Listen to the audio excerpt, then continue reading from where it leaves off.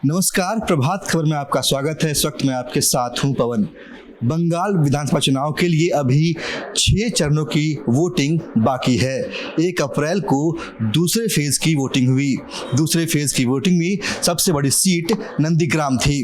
बता दें कि 2 मई को पता चलेगा कि बंगाल की कमान किसके हाथ में होगी। इस बीच नेताओं के वादे हैं, दावे हैं और सियासी बयानबाजी भी है।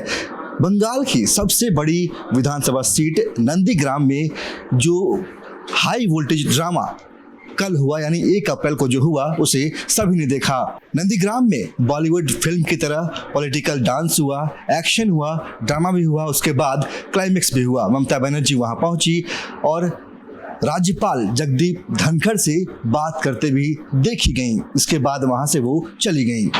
हालांकि उन्होंने वहां पर अपनी जीत का दावा किया। अब सवाल यह है कि नंदीग्राम की जनता ने अप्रैल फूल का तोहफा किसे दिया।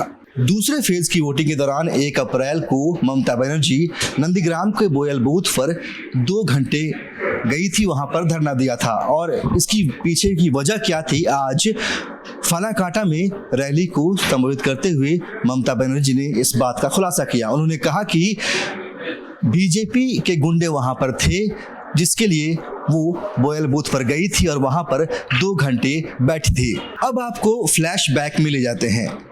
आपको याद होगा जब पहली और दूसरी फेज की वोटिंग नहीं हुई थी, उस समय से ही ममता बनर्जी लगातार अपनी रैलियों में यह कहती रही थी कि बीजेपी के लोग जब भी आपके पास आए, आपके घर वोट मांगने आए, तो उन्हें अगर आपके पास हथियार नहीं हो तो घर के बर्तन से मारकर भगा दीजिए।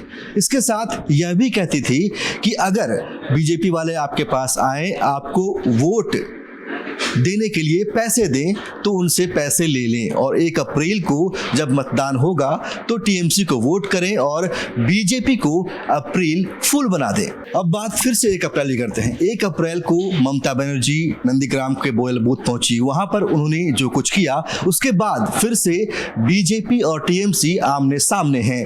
दोनों ने ही जाकर चुनाव आयोग से शिकायत दर्ज कराई है। दोनों ने अपनी अपनी बात रखी है।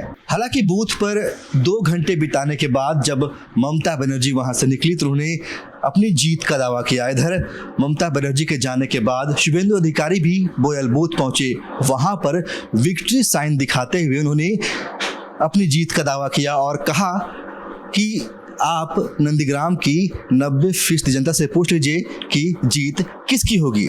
ममता ने जीत का दावा किया, शुभेंदु ने जीत का दावा किया। दोनों ने यह बयान 1 अप्रैल को दिया है।